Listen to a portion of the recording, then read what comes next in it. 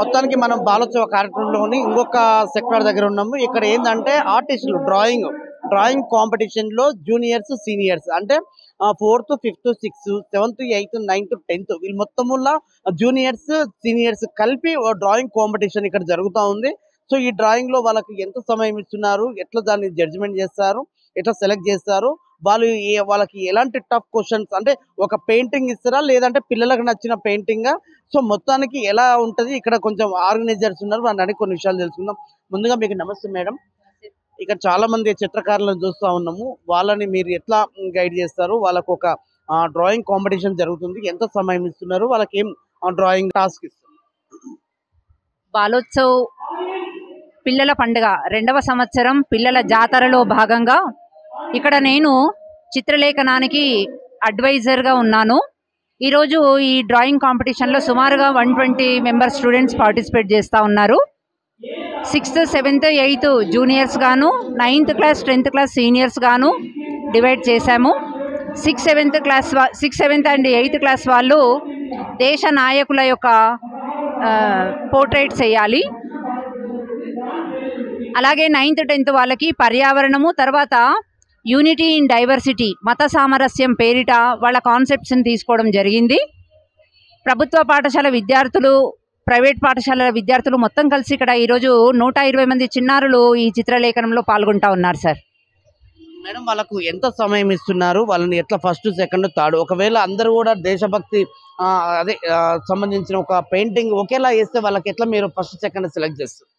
ఈ కాంపిటీషన్కి మేము 1 hour time ఇచ్చాము. ఈ 1 hour టైంలో వాళ్ళు వేసినటువంటి డ్రాయింగ్స్ నుంచి మేము తీసుకొని వాళ్ళు ఎంచుకున్నటువంటి చిత్రము, గీసిన విధానము, దాంట్లో సహజత్వం ఎట్లా ఉట్టిపడుతూ ఉంది, వాళ్ళ యొక్క ఆర్ట్ స్కిల్స్ ఎలా ఉన్నాయి అనే దాని మీద మేము జడ్జిమెంట్ చేయడం జరుగుతుంది. వాళ్ళు ఆ టైంలో కంప్లీట్ చేశారా లేదా, దాంట్లో మంచి న్యాచురల్ అవుట్లుక్ మేము ఎక్స్పెక్ట్ చేస్తూ ఉన్నాం సార్. పిల్లల యొక్క క్రియేటివిటీ మనం టెస్ట్ చేయాలి అని అనుకున్నాము. ఈ డ్రాయింగ్ కాంపిటీషన్లో పిల్లల నుంచి ఎలాంటి స్పందన వస్తుంది భవిష్యత్తులో అంటే ఒక రకంగా చూసుకున్నట్టున్నాం, చాలా హ్యాపీగా కూడా పాల్గొంటూ ఉన్నారు. ఎట్లా ఉంటుంది మేడం ప్రభుత్వ పాఠశాలకి ప్రైవేట్ పాఠశాలకి విద్యార్థులకు మీరు ఏం చెప్పదలుచుకున్నారు?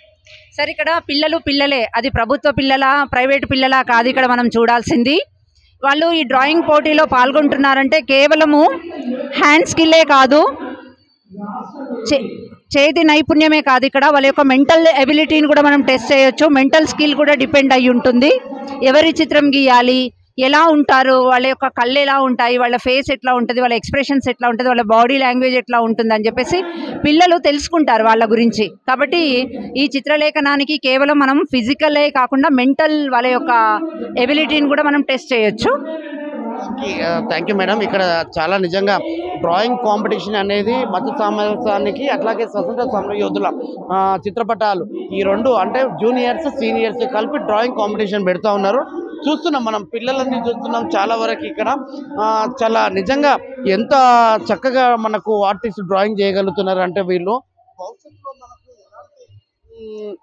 మనకు డ్రాయింగ్ చేయడానికి చాలా మంది ఆర్టిస్టులు అయితే తయారు చేస్తున్న విధానము ఏదైతే ఈ బాలోత్సవ కార్యక్రమంలోని ఇలాంటి కార్యక్రమాలని పిల్లలకు పరిచయం చేస్తున్న బాలోత్సవ కమిటీ మెంబర్స్కి ప్రభుత్వం వారికి చాలా గొప్ప విషయం అండి ఇది. ఇలాంటి ఆలోచన విధానాన్ని తీసుకొచ్చి పిల్లలని ఎప్పటికప్పుడు ప్రోత్సాహకరంగా ఒక డ్రాయింగ్ కాంపిటీషన్తో కాబట్టి చాలా రకాలుగా చూస్తూ ఉన్నాం. ఈరోజు బాలోత్సవ కార్యక్రమంలోని చాలా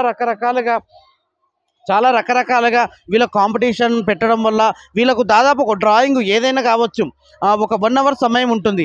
ఈ 1 hour సమయంలో వాళ్ళకి ఇచ్చిన కాంపిటీషన్ డ్రాయింగ్ ఫినిష్ చేయాలి.